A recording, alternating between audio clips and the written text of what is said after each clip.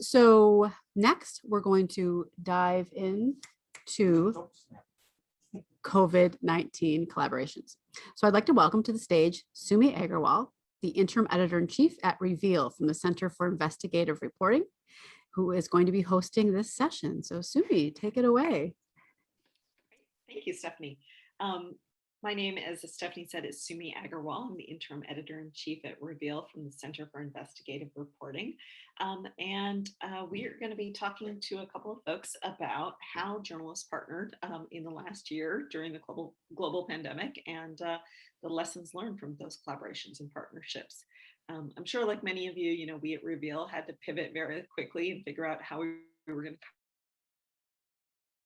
moving pandemic. And if you're familiar with our work, you know that we tend to do fairly deep investigative stories that take a long time. So speed is not necessarily a skill set that our newsroom was particularly great at. So we had to make some quick changes. We ended up focusing on doing a lot of engagement reporting and doing call outs to essential workers and trying to understand what sort of their day-to-day experience of the pandemic was. We did a graphic novel that featured people from all walks of life talking about their COVID experiences. We tried to dig into the investigative parts of it later in the year. But I'm particularly excited to hear from our panel today about how they approached it, because they did some really innovative work around this. And so I will just quickly introduce our panelists and then let them tell us about it. So Betsy Abraham is a project manager at the Center for Cooperative Media, where she oversees Loved and Lost, an effort to identify every COVID-19 victim in New Jersey. Marina Walker-Guevara is the executive editor at the Pulitzer Center, which supports enterprise reporting, global issues. Alexis Madrigal is a writer at The Atlantic, soon to be host at KQED's Forum, and a founder of the COVID Tracking Project. And last but certainly not least is Jacquelyn Mason, who is a senior investigative researcher and special projects manager at First Draft. So what we'll do is we'll just kick it off. Betsy, tell us about how Loved and Lost came to be, and tell us about your work and partnerships. Absolutely. Thanks so much, Sumi. So excited to be here today to tell you guys a little bit about Loved and Lost. Loved and Lost is a statewide media collaborative that began last March. It began as an initiative of NorthJersey.com, and they initially just wanted to, like Sumi mentioned, identify every COVID-19 victim in New Jersey. But that was at the beginning of the pandemic, and as the death toll began to rise, the Center for Cooperative Media reached out to them to ask if they wanted to make it a collaborative effort, because so many media organizations were doing similar work of writing obituaries about people who had died. So once the center reached out to them and they agreed to make it a collaborative, we got to work on creating a website at lovedandlostnj.com. And basically what we wanted to do was create one central site where anyone could see just as many people as we had identified of people who had died in New Jersey. So if you go to our site, it's basically just a long list of names of people we've identified. At this point, we've identified over 1,200 victims of the coronavirus pandemic. And these are people who lived in New Jersey at the time of their death. And it's anyone from immigrants to teachers to coaches. It runs the gamut in age and hometown and occupation. So it's a really just powerful testament to how wide-ranging this disease has been. When we reached out to media partners, we asked them if they wanted to collaborate with them. And I won't get too into the nitty-gritty for the sake of time, but basically that collaboration looked like them promoting our project. One of the main ways we identified victims was having them just promote a submission form. So we had media partners share a submission form we had created on Google Forms, and that just allowed families just an easy way to tell us about loved ones they had lost, and it included details like the person's name, county, age, date of death, and any just personal details they wanted to include, and all of that got uploaded to our website. If media organizations wrote stories about people who had died, we asked them to share that with us as well, so we could upload those links onto our website as well. And in turn, we just provided a central point of coordination for those media organizations, helping them identify people in their coverage area. Identification is just one of the toughest things because there is no central database of people who have died of COVID. It's just not super easy to find, and it's not always mentioned in death notices. So we helped news organizations find people in their coverage area and help identify them. And also, if one media organization wrote a story, we help share that stories, those stories as well. So like I mentioned, at this point, we have about 30 media partners who have joined us in this effort. We've identified 1,200 names, which we think is pretty significant, having started 14 months ago, but with 25,000 people in New Jersey alone who have died. We have a long way to go, so the effort continues. Thanks so much, Betsy. I should also, if anybody has any questions, feel free to put them in the Q&A box on the Zoom chat, and we'll be leaving plenty of time for questions with the panelists. Marina, tell us a little bit about what the Pulitzer Center did. Thank you so much, Sumi, and hello, everyone. I had a few slides, but I think for the sake of time, I'm not going to show them, and I am going to tell you a little bit briefly what we do at the Pulitzer Center. My background is in investigative journalism, and a lot of my career was spent on trying to persuade lone wolf investigative reporters to instead collaborate through the International Consortium of Investigative Journalists for many, many years.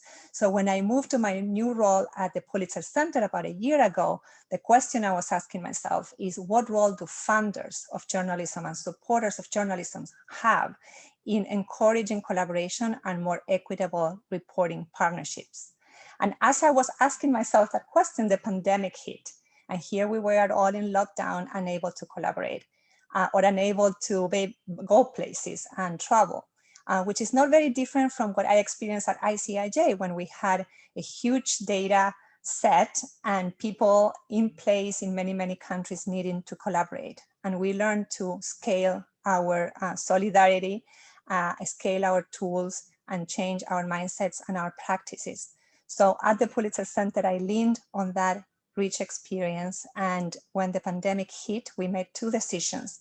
The first one is that we were going to redirect a lot of our financial support during the year 2020 and beyond to the COVID story, but specifically to underreported angles of the COVID story: race, technology, corruption, and more.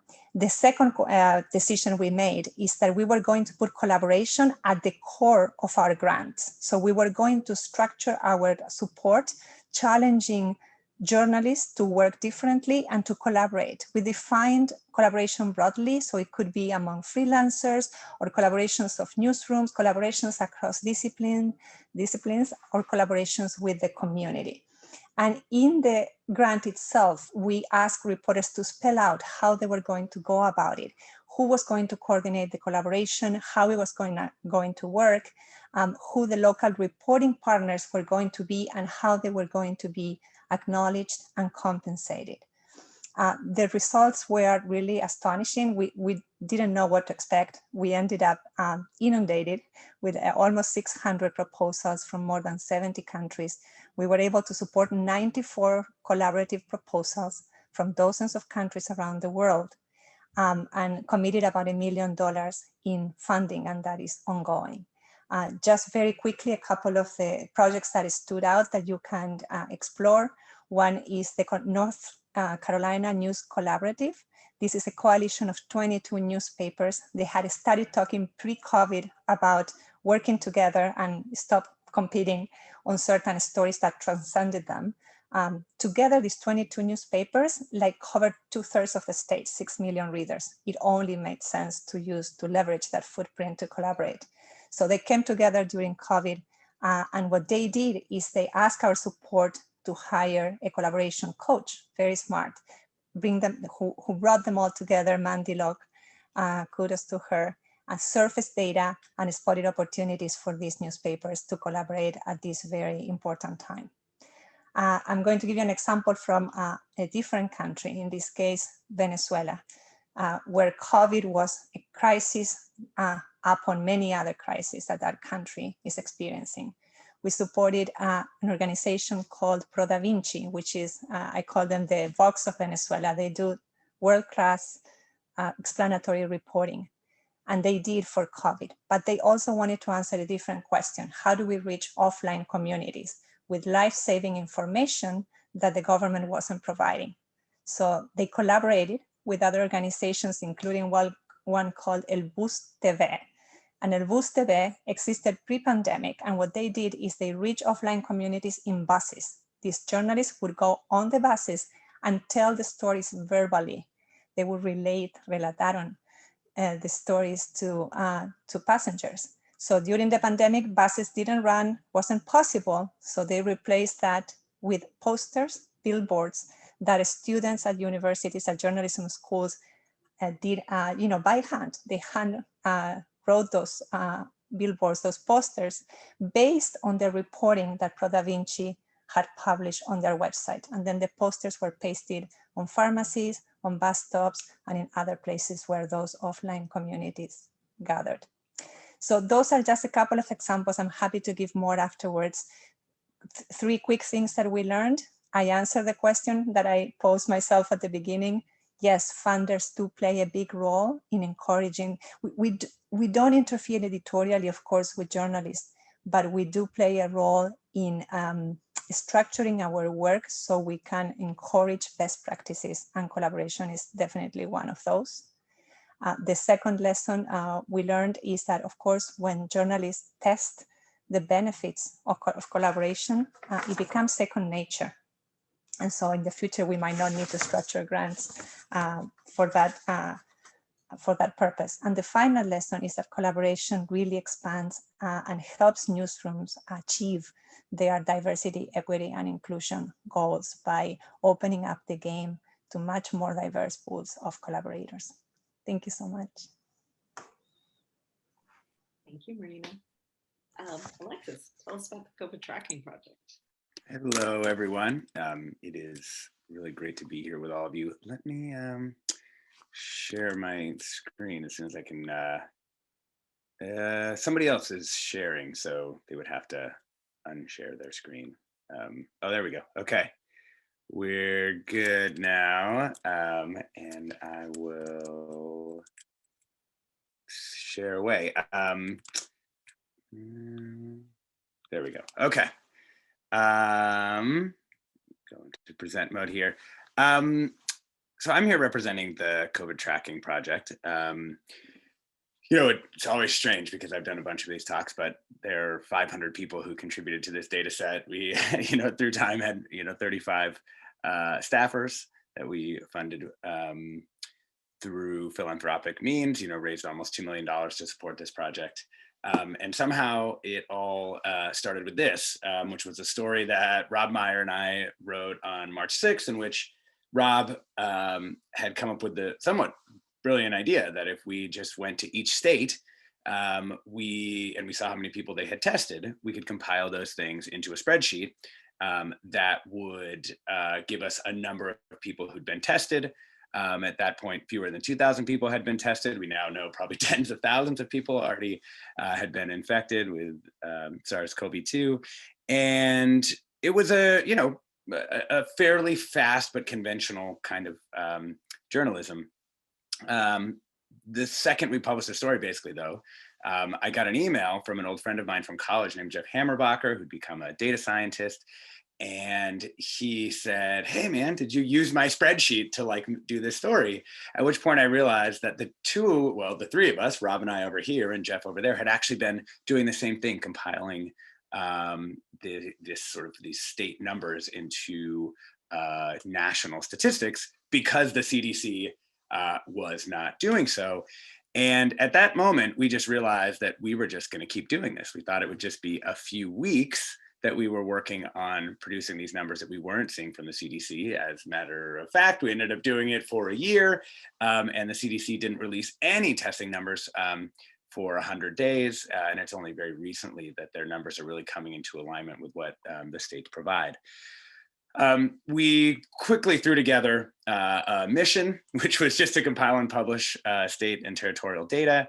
and really worked on thinking about it as a public good. And because it was a public good, we didn't try and centralize it inside the Atlantic. We were like, that must be an effort that builds the network of understanding, not just sort of narrowly, provides coverage for the Atlantic. It also helped that we were sort of inside and outside the Atlantic at the same time for the first couple months of the project, and that there was no money at stake in the beginning. And by the time there was money at stake, it was kind of clear that it was a significant enough effort that the Atlantic very generously just said, like, okay, we get it. We're going to raise, you're going to go raise money for this thing, and we're going to make sure that the CTP staffers get it. This is what we produced at the end of the day. Lots of charts, lots of data.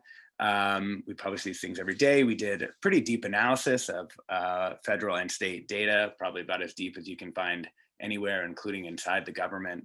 In some cases, like in this case with HHS's hospitalization data, we both helped get the data out of the government, and we also were able to verify that it was reflective of reality, or at least as reflective as any other data that we had. We also teamed with Ibram X. Kendi and his team at Boston University to put together the COVID racial data tracker, which better racial data will come online, but for quite some time, this was kind of the best you could do, which was to try and look at what states were reporting and stitch it together. We also put together the most comprehensive long-term care numbers. It's extremely difficult. We did really deep data annotations, and I think this is really what we became known for. And why people ended up trusting the numbers that we were putting out, despite the fact that we didn't exist on March 5th of 2020, including people inside the government and other news organizations. We were really, really clear about here's what we know, here's what we don't know, here's how these data definitions match up, here's where they don't. And this was just an absolutely unbelievable amount of work to put that kind of stuff together. We also worked directly with states as well as with journalists on the ground in some places to say, hey, listen, let's shake free more numbers from different states. We worked directly with HHS too to say, listen, we know you're worried about all the data that you have, and you're worried it's not quality controlled enough. If you give us an embargoed look at it, we will help you QA this data as a means to you making it public for everyone. Because one of the things that we realized was that there were a substantially much larger number of people on our project than there were inside the federal government working on these issues. So what difference did it make? Tons of press mentions. One of the things I thought was most gratifying is we saw just constant basically reskinning of our charts by local television affiliates across the political spectrum. So far, 1,000 citations in academic journals. I think that's really just getting going, and also used by most of the big dashboards. The data is used by the Trump and Biden administrations in laying out their COVID strategies, cited in 13 congressional letters, CDC reports, and a bunch of other places. I think this is really why it worked. Seems dumb, seems very simple as why did this work as a volunteer-driven project? There was just something to do. So often there is not always something to do in these kinds of collaborations. And there were some key features to that. The work really happened together. We ran shifts. So it was kind of like if you're working at a bar, there's like a busy rush and then everyone like hangs out afterwards together. The work was really easy to learn, just putting numbers in boxes, but it was hard to master. It was used instantly, basically, and the work was really valuable. These are our 4 lessons, basically boiled it down into 4 lines, being a force for reality, when there's hard decisions to make. Make sure that you reflect reality to the extent that you can. Increase people's speed to knowledge. There's a lot of slower ways of coming to knowledge. We were about making things faster. Really model the culture of gratitude. We're a volunteer-driven project, so people got thanked for things that were just in the course of their daily work, and I think it made things work well, even with our paid staffers. And again, pushing the value out to the network is made all the collaborations work for us. So thank you very much.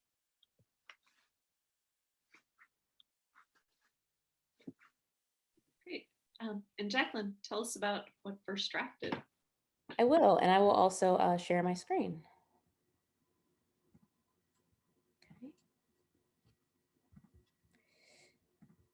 Present. Awesome. So thank you for having me. It's always a pleasure to come to this summit. It's one of my favorites, and I do also enjoy the music, so please keep that. So I'm gonna go through a little bit about what we've done at First Draft this year as far as collaboration, insight from newsrooms, partnerships while covering the pandemic. So my name's Jacquelyn Mason, and I'm Senior Investigative Researcher and Special Projects Manager at First Draft. First Draft is a global nonprofit combating mis and disinformation. So over the past year, my team and I have been looking into COVID-19 disinformation narratives, more specifically, narratives which affect and proliferate in Black and Latinx communities online.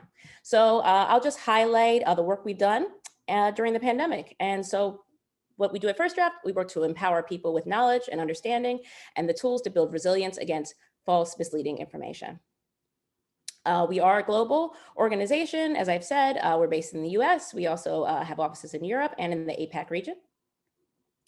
And really what we talk about and what was very big with all misinformation, but definitely with COVID-19 misinformation, as it really harmed our communities, is that, you know, our relationship to information is emotional. So the highly emotional and provocative information really stands a stronger chance of lingering in our minds and incorporating it into our memory banks. And so the first job of mis and disinformation is to catch our attention. And that reason, novelty is key. So this is why for something like the novel coronavirus was something that really just, you know, was very intense.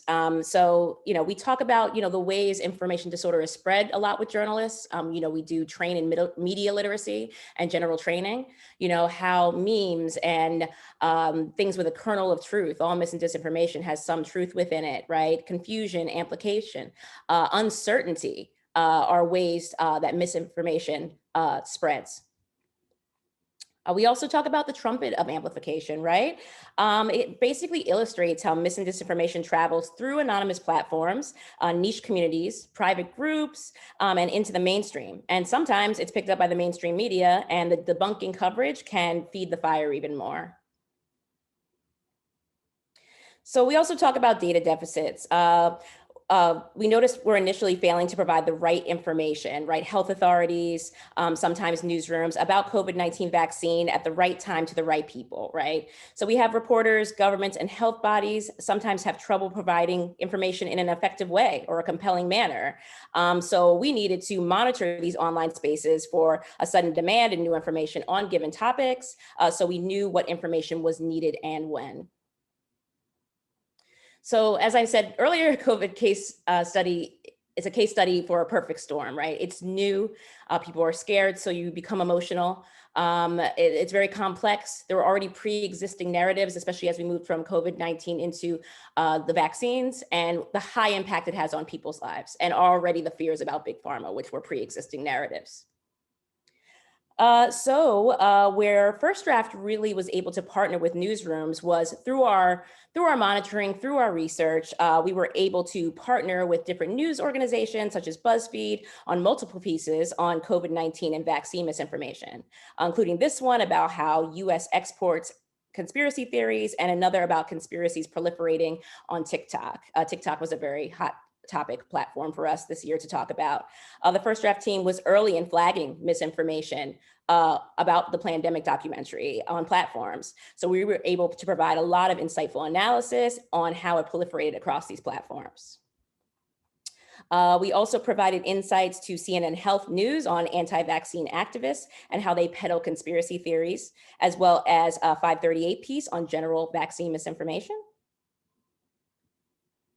And we collaborated with the BBC to apply our research and vaccine typology to Latin America to track narratives related to vaccine misinfo in Spanish and Portuguese.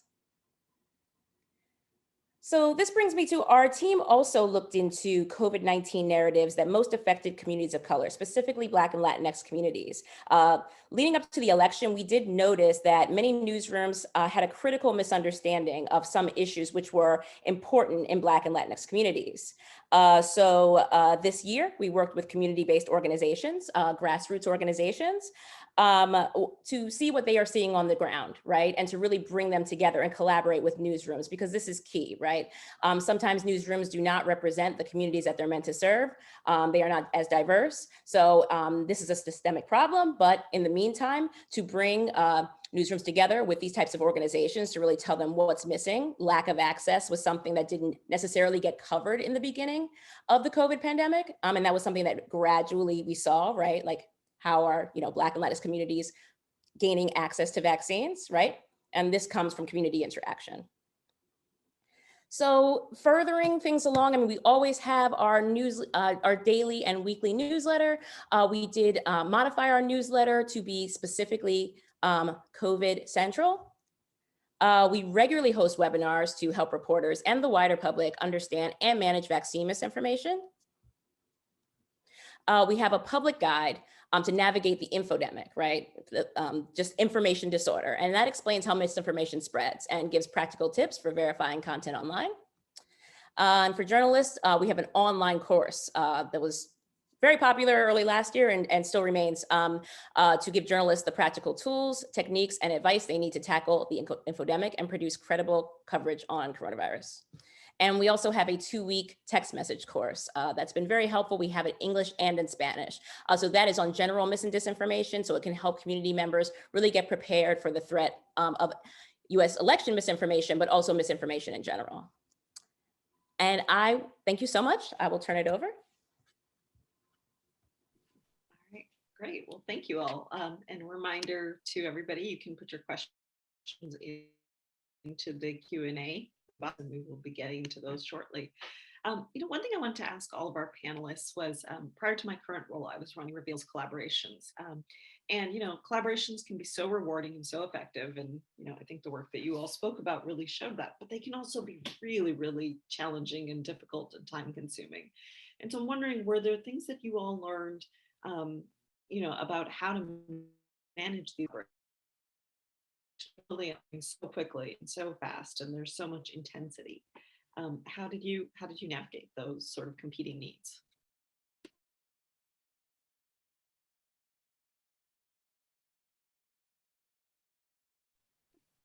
I can go, so no one else wants to go.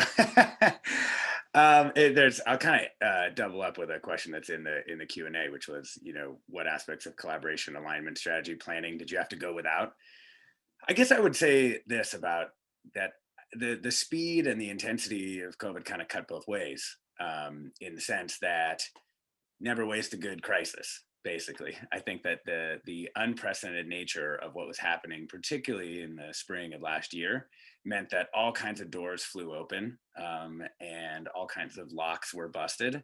And I think it was kind of just a matter of like, how ambitious could you get in that moment to actually deliver the things that people needed, the actual valuable stuff that people needed. And I think if you were doing that, I think most people were willing to be flexible because society as a whole was sort of flexing and bending in this sort of unprecedented way. So I guess that's the way I think about it. It's like, if the thing is valuable enough and there's a crisis moment, you can use those two things to kind of lever your way into kind of durable partnerships that might not otherwise have worked.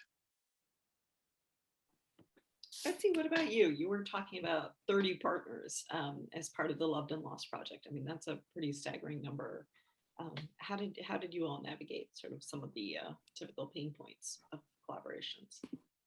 Yeah, one of the things that helped was, obviously that initial onboarding call and giving them access to all the resources we had.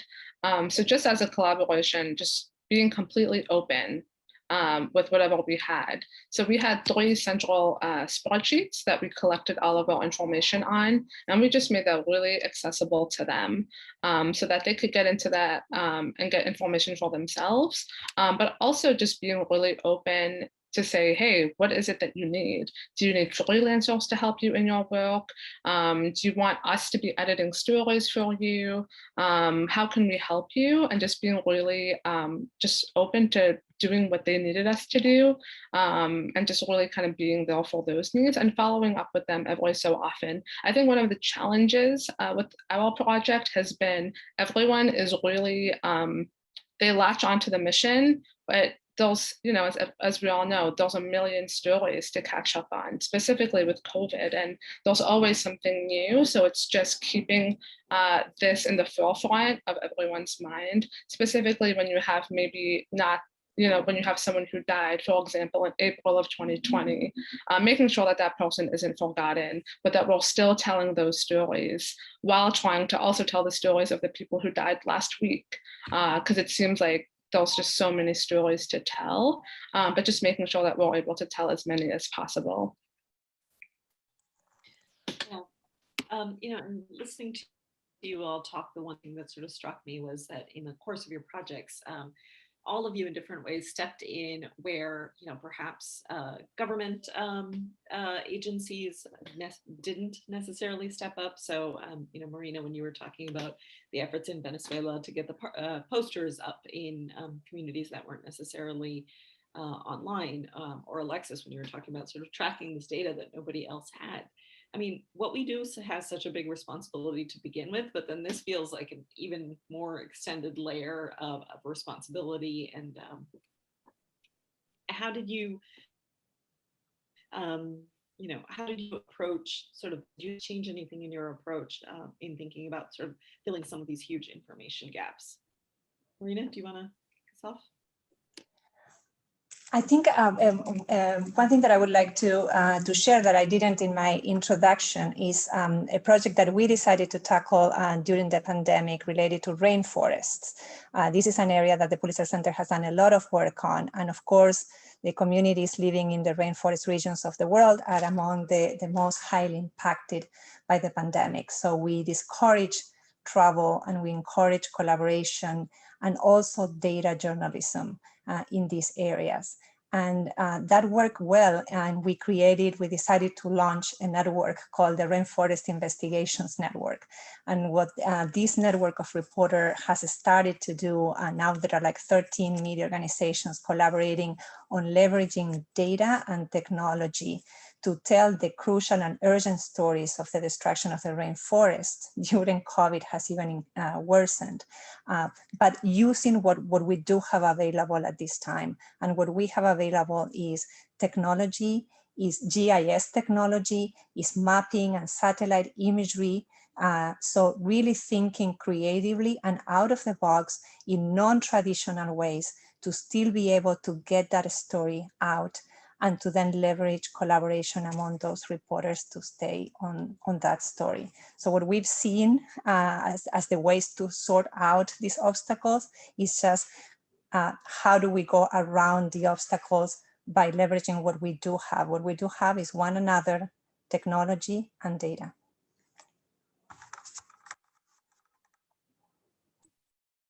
Alexis, what about you? You kind of spoke about, owning up to what was known, what wasn't known. Were there other things that you all did to balance those needs? To balance the needs just of information and like useful information versus good information. Yeah. Yeah, I mean, I think a lot of it was just research. There was a tremendous need with COVID data to not take the charts at face value. It was like very easy to kind of bundle the numbers into something that looked complete and rigorous and verified. But because all of these data pipelines were being patched together sort of at the last minute, there were a lot of problems. And so I thought the kind of most important thing, just to tie it into some of the misinformation as well, was to show the ways that the data could be wrong, but in somewhat predictable ways. So around like holidays, for example, we could call it ahead of time. Listen, here's what you're going to see. The cases are going to go down. The deaths are going to go down. And then on the other side, things will go back up. This is not reality. This is an artifact. So being able to sort of discriminate between when the data was reflecting reality and when the data was reflecting pipelines or process issues built trust over time. And I think that it was really important. It's just that like to actually know that stuff requires like a lot of research, and it requires a lot of kind of experience with just seeing how the data moved through time and being really, really close to it. I think a lot of us could sort of, by the end, could sort of feel it in our bones. We'd be like, nah, it's not real. I'm going to take a look. And then you'd find out that there was some issue with reporting in that state or whatever it was. So, So question from the Q&A from the audience. Somebody asked, Alexis, you mentioned how really difficult some of these efforts could be, particularly when we were talking about the work that Betsy and her team have been doing on Loved and Lost. How did you navigate that with all of your collaboratives? Like, what type of care for partners or participants did you need, or did you now in hindsight look back and say you wish you had provided? And I think, it's not just sort of the professional, right? We were all sort of living it at the same time. So it's like, for those of you who were covering it professionally, you're kind of living and breathing it continuously. So how did you navigate those kind of needs for yourselves and your partners? Betsy, maybe you can start us off. Yeah, I think it's really challenging sometimes when you hear a story and it kind of reminds you of someone you know. And it's, when I would read stories like that maybe one of our freelancers would submit, or that we got back from someone, or maybe one of our media partners published, I did have to kind of just step back and be like, I need to do something else for a while, which is why working from home kind of has its benefits. You can take a walk, get a coffee break or something in. For our media partners, I'm not exactly sure, I can't answer exactly what each one of them did, but I will say when we got those positive comments from family members, as often as we could, I would try to pass that on so that they knew, like, yeah, this work is really emotionally taxing, but it means so much to the family members. Sometimes it seems like such a small thing, like putting someone's name on a website, but it meant so much to those families to see even that. So just being constantly reminded of why we were doing what we were doing kind of made those like difficult days a little better. Jacquelyn, what about you? You and your team were sort of immersed in all of this information, misinformation, disinformation. How did you kind of take care of yourself? How did the team kind of manage that? How do you kind of pull yourself out of that kind of universe? Yeah, that's a very difficult question, right? Because I mean, although we are not necessarily like content moderators who face a lot of, issues as far as how much, of this stuff that they're taking in, we're not people who are constantly moderating the internet, right? We're fortunate in that way, that we're just looking at certain things and not hate content. But it does take its toll. I'd have to say that, our kind of collaborations with the CBOs were really helpful because we felt like, one, we're working with people who are actually on the ground and who are directly benefiting from the information that we're giving them. I think that is something that was a bit cathartic. And I think that something that we did as a team was really try to make sure we took a lot of the, turns with each other and take the pressure off each other, in order to just kind of prevent burnout. Right. I mean, it's been a long time. I mean, from the last time I was here, almost, we were talking about, COVID misinformation. So it's been over a year of, kind of looking at this kind of content. But yeah, so I think just like the systems that we kind of have in place, but it does take its toll and it's very difficult. And I think it should shine a light on people who do this work even more frequently and rigorously. Yeah. Maybe 30-second tack on. We actually brought in a counselor for our folks to mostly do group sessions and just kind of think in that way. And we thought about doing more, like connecting folks up with therapists when they needed them, but there were some kind of like HR-ish kind of issues with that, and I think people got a little bit worried. So yeah, I thought it was like cultural support and also trying to bring in some professionals who know what they're doing. And also my 30 seconds I can add from a supporter of journalism perspective. We made sure that journalists in the budgets that they presented to us, that they included the items that would help them take care of themselves and the people they were reporting with and the communities they were covering, so that there was a line item for PPE equipment, that there was a line item for testing, and that they would spell out in the narrative how they were planning to approach those reporting situations in a way that would keep themselves safe and also the communities they were covering. This is a question somebody asked in the chat. We touched on this a little bit about the things that in your collaborations that you maybe necessarily weren't able to get to just because things were moving so quickly. But building on that, in the second half of this question, for future efforts, are there things you didn't have time to do that you think should be incorporated? going forward, or things that you will take into your future collaborations that you've learned from these? Jacquelyn, do you want to start us off? I think I would mention something that I touched on earlier, which is kind of our insights, generally with the election, right? We kind of noticed this disconnect with communities of color, right? And what can we actually do about this disconnect? When COVID-19 misinformation started coming out, we noticed a lot of, emphasis on historical harms, medical atrocities, right? But from the qualitative research that we did, those weren't really the conversations people were having on the ground about COVID-19 or COVID-19 vaccines, Tuskegee experiment and such, right? But these were the articles that we were seeing coming out initially, right? So we just noticed something that seemed to be a disconnect, right? An automatic kind of out to talk about vaccine hesitancy and put the onus on Black people for historical traumas, right? I think something that I would do is just put an emphasis on actually talking with community-based organizations, you know what I mean, larger than we have in the past, because I think it's a really important key. Because finally, some months later, we saw, maybe necessarily, Black Americans were the most vaccine hesitant, right? Or there are other contributing factors, lack of technical access, lack of actual access to be able to get places,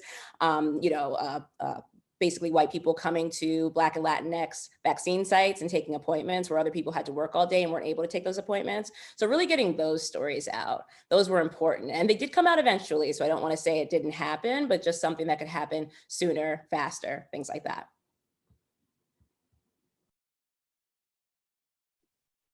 Yeah. Marina, what about you? Are there things that in sort of your role as funder, I mean, you spoke, it's a really admirable thing to build that into, or ask people to build that into their budgets of like, how are they going to take care of themselves? But are there other things that you all have learned that you want to sort of encourage future grantees to consider for collaborations?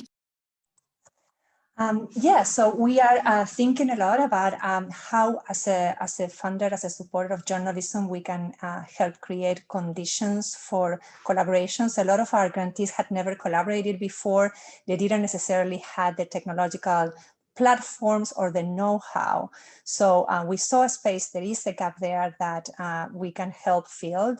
We have people in our staff and we have partner organizations that can help us provide the training and the support that these journalists need to do collaborations that are successful, collaborations that really leave them wanting to do more, that are not just a collection of people doing individual stories in isolation, but like true collaboration at all phases of the research and the reporting and the publication stage. So I think what we at the Pulitzer Center are going to be doing is more of these creating conditions, coaching, collaborations, so more journalists can not only take advantage of the support we provide, but also of this know-how that we can help them get.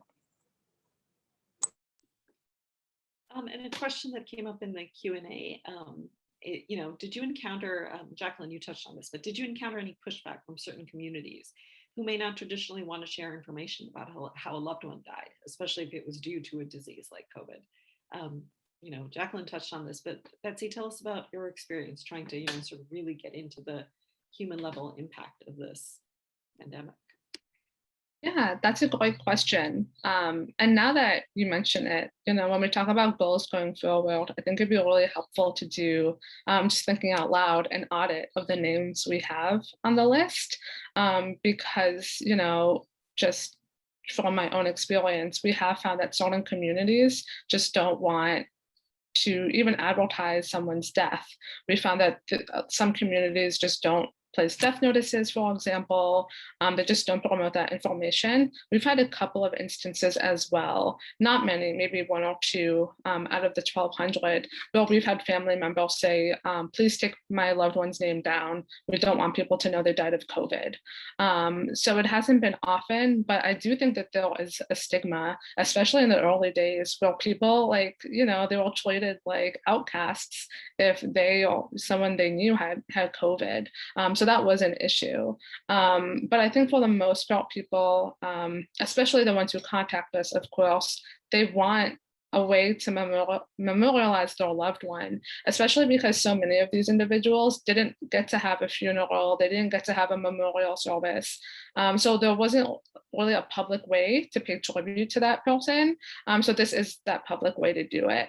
And even as I think about like, just having something that lasts, you know, as things are opening up again and things are going back to normal, like these families haven't forgotten about their loved one and they don't want others to forget either. So we do want this to kind of be a lasting tribute to all those people who have died. Another question from the Q&A. Have any of your collaborations around COVID led to other collaborative work or at least new relationships? And are you tracking the impact of your work? Alexis, do you want to jump in on this one?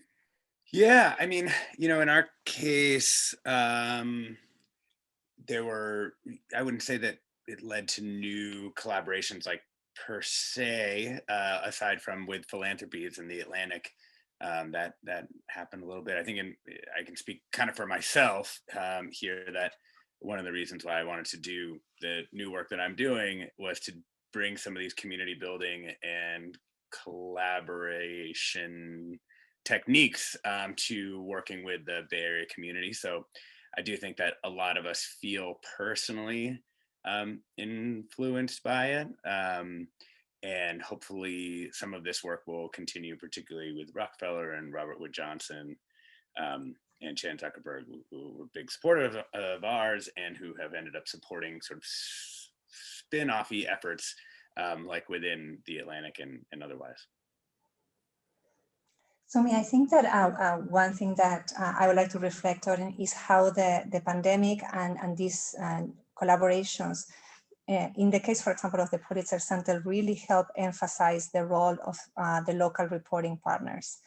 These journalists all over the world that in the past, sometimes we've called fixers. We at the Pulitzer Center no longer use that term. We consider that that term doesn't really do justice at all and is not respectful of the incredible contributions that these reporters make in the reporting process. And I think that for many journalists used to jumping on a plane and going places whenever they wanted, it was a very humbling experience to be at home like we were all. And but really provided an incredible opportunity to work with these local reporting partners and to really value their unique contributions from the ground. So I think if there's a silver lining for us, it has been that. And in many cases, we see that there's no going back to the old ways. And maybe we're going to see a lot less parachuting journalism in the future and a lot more collaborations, not only within a country, within a state, but also across the world, across newsrooms and borders. Jacquelyn, what about you? Yeah, I would say the biggest thing that's really come out of this and future collaborations were, you know, first draft was basically just partnering with newsrooms historically. You know, leading up to the election, we began to partner with a Disinfo Defense League, which is 200 grassroots organizations that were looking at mis and disinformation in Black and Latinx communities. Post-election, that really expanded into these, you know, COVID-19 vaccine narratives within these communities, right? And then we did branch out to another pilot project, which is looking at, you know, COVID access to vaccines, COVID misinformation in a few pilot cities across the US, right? And imparting that information on these CBOs, working with them for trainings. You know, we have not trained as many CBOs as we have journalists. So this is a very new experience in how to cater that to them, you know, in a different way than to journalists, right? You know, we also do like real life simulations with them, like to say, like, how would you handle this amount of mis and disinformation? They have a tip line to where they can submit mis and disinformation, which is very interesting because, you know, this is the first time for them doing something and they don't necessarily know what they're seeing or if it's mis and disinfo. And so that training really comes, is crucial at that point. So that's what I would say. Yeah. And another question, you know, that came up in the Q&A is like, you know, with the pandemic, which I know, you know, things are loosening up, but it's going to keep going for a while. I think we all know that. How do you decide how long your collaborative projects will go on? Like, when is it time to sort of say, okay, we're going to put a bookend on this work? And how do you decide? Betsy, do you want to kick us off?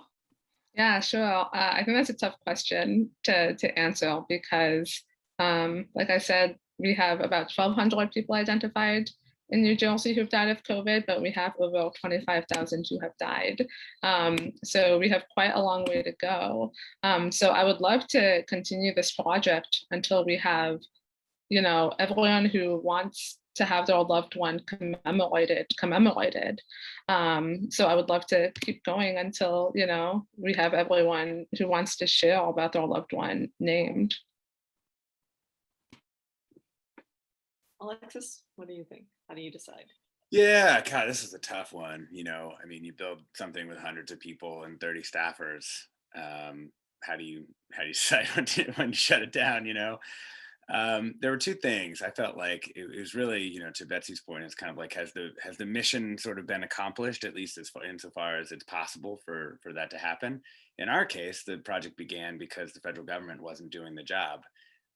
As we got into December, January, and February, the federal government was doing the job. Maybe not exactly the way that we were doing it, or providing exactly the kind of API that we did, or the kind of post that we did, but the data was there. And I think that made us think, like, are we doing this for to sort of keep our centrality within the COVID, data and information ecosystem, or are we doing this to fulfill that mission? And if that mission's been fulfilled, then maybe we need to know when to hang it up here. The other considerations were that a lot of people gave a lot of themselves to our project that weren't necessarily expecting to. It was emergency response. And we also began to require quite a bit of money per month to run, and we'd always kind of sift a little bit. So I thought there were a bunch of different I'm just giving you our thought process when you're thinking about this. There's sort of the intra-institutional dynamics of, like, does this project still make sense for us to continue? Is it sustainable into the future, both on a personal, emotional, as well as sort of financial, practical kind of level?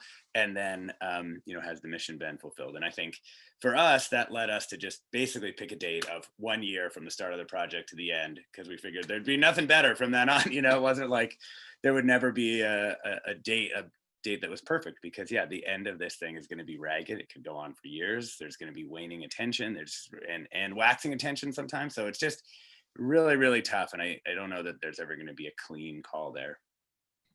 Yep. And I think, just like jumping off of what Alexis just said too, I think sometimes it just evolves, right? Because while now this project looks like a project manager coordinating everything, maybe it looks like families uploading names to our site directly. And maybe later, if the need arises, someone else manage. I think it's just like keeping in mind what is the need, and what can be streamlined, and because we don't know how long these things will go on, and if it'll pick back up again, and how it changes. So just being kind of ready to shift and adapt, and not being too cautious about it, while also trying to, like Alexis said, achieve the mission. Yeah, I mean, and Jacquelyn, I think this question is particularly pertinent for you, because it's not like, any of these dis or misinformation campaigns around COVID are about to go away anytime soon. So how are you guys approaching that? Exactly. I mean, and one thing we have to assess, and we can't know, is how long will this remain a threat to democracy? How long will these narratives be weaponized and politicized, right? We don't really know how long that will last, right? So I would have to say that's a huge contributing factor to how long we'll continue to talk about something like COVID, right? We don't know where vaccines are going to go. We don't know if they're going to have something that's going to have to be continual and to get boosters, right? And who's going to get behind that and use that as a wedge issue. So, we'll have to see. And Marina, how are you, you're bringing slightly different perspective. How are you helping projects that you all are sort of funding and supporting think about making those decisions? So, in a few cases, we have extended the support to second iterations of the same project. For example, Mission Local is a wonderful community outlet in the Mission District in California. And what they did during the pandemic is like a really deep collaboration with the community to tell and cover the COVID stories in their own words. These youth, for example, would record diaries on their phones, and then there would be illustrations and animated video to tell those stories. They really found new ways of reaching the community, working with the community, and then telling those stories with them. So we were happy to do a second round of support so that they continue with that. And now Mission Local is thinking about expanding that model to other community outlets around the country, perhaps on a post-COVID theme, perhaps on a vaccine theme. So it's just really nice to see how a little seed money kind of sparkle and really multiply these collaborative efforts and the ability to work differently, to think differently, and especially in collaboration with the community. So I am cognizant of time. I know Stephanie and Joe are very strict on timekeeping. So we are down to our last 5 minutes. So I just wanted to ask, let's do a quick lightning round of our panelists. Any parting thoughts, any advice or wisdom you want to share with folks about how to run a collaboration or what you've learned? Just want to say it's extremely gratifying working with the broader community and working with other news organizations, and that, you know, there's such a tendency, I think, of people to try and suck all the value into their own news org for obvious reasons, but there's just so much power in reaching out outside of your own org, even though it requires a lot of tap dancing internally. Jacquelyn? I agree. And not to sound like a broken record, but it's extremely, extremely important, to be able to have diversity within reporting, right? And if there's no diversity in newsrooms, that's still no excuse, right? We can still reach out to our different community-based organizations, our people on the ground, and talk to them about issues that truly affect people in communities of color, and get that right information out to them. The data voids that exist within these communities are massive, and in some cases they kill. Right. So we need to do more of that. Yeah. Betsy? Yeah, absolutely. And I think this is a theme you'll hear so often during this summit, is just how important collaboration is. And especially, I think, over the past year, we've all seen that, right? Each of these newsrooms could have gone ahead and done their own obituaries for these people, their own identification, but how much stronger when you do it together. It just lightens the load when your load is already so heavy. So I think that was just a huge takeaway, and just being really open with your data and all the information you've collected, and knowing that it strengthens, the whole news ecosystem. And from the Founders of Journalism perspective, we're focused on the story, but we are focused on the process, how we get to the story. And so when journalists are thinking about and conceiving their projects, think about how a collaborative project can bring so much more to your newsroom in terms of diversity, in terms of depth, and also in terms of resource leveraging and economy at a time of scarce resources. And come to us and to other organizations like us. We are eager to support enterprise, ambitious, and diverse projects from all over the world.